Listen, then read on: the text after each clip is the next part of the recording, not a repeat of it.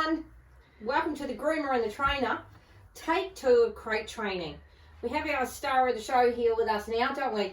Yes, we do, Miss Tiffany. Miss Tiffany. So, Charmaine's just going to run you through the steps.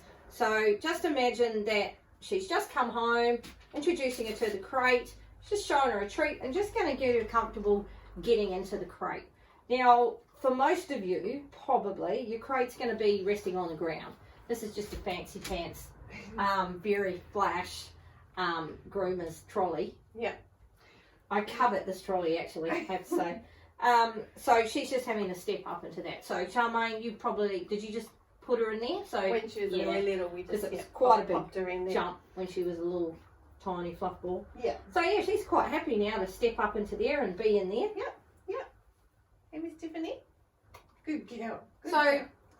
Just rewarding her for being calm and quiet. Yep. And then building up the length of time. So great idea to pop her in a crate, and then like if you have it in the kitchen or you know a room where there's activity, so they can see the stuff that's going on. Yes. And be amongst it without being involved in it. Yes.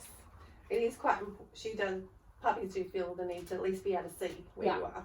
Yeah. Yeah.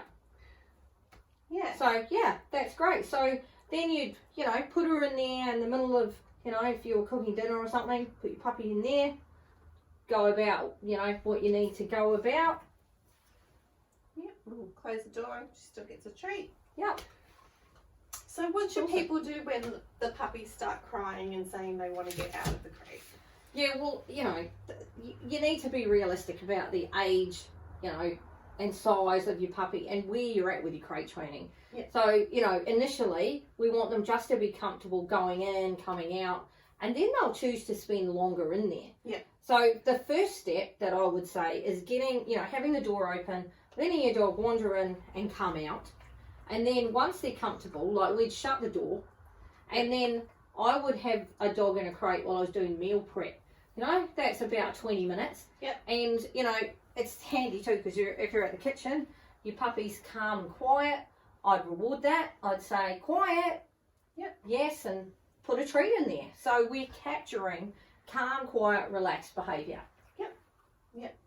There you go. It looks like it looks like we have a well-trained, great-trained poodle puppy here. Yeah. So how many weeks is she now? She is now 12 weeks old, and got very long legs for your age, haven't you? a couple of times during the night when a few weeks ago I did just calm her and pat her, which is a little bit restless, and she did just go back to sleep. Yeah. So sometimes they're vocalizing because they need to go to the toilet, or they've got really awake. Yeah. Or sometimes they just need some reassurance that you're still here if it's dark. So sometimes having a little light on helps sometimes. These crates also come with a cover that can go all around them as well. So, look at you. I know. I know what I'm doing. You're nice and comfy. So, first nights, I guess, the first week, they're going to wake in the night. Yeah. So be prepared. Yeah. They are not going to sleep all night, and they're not used to being an only puppy. They're used to sleeping in a pile. Yeah. So having lots of comfort around, like if they did wake in the night, there's no siblings around. Yeah. Oh, I'll just comfort, I'll just curl back up. But sometimes they realise, where am I? And they have a howl. Like, oh, I'm here on my own. So, and sometimes they do need to go to the toilet. So, it is it's labour intensive, isn't it? It's just get up, take them out to the toilet, go to the toilet, keep it low key, bring them back to bed. Yeah. And, usually that's it. Yeah. If they are, continuing with that, then it might be a simple matter of changing the bedding. Or changing the location. Maybe, for me, for example, I don't know about you, but I'm a pretty impressive snorer. So I tend to be the one disturbing the puppy. So, they do get used to it eventually. But, sometimes it's us disturbing them, not the other way around.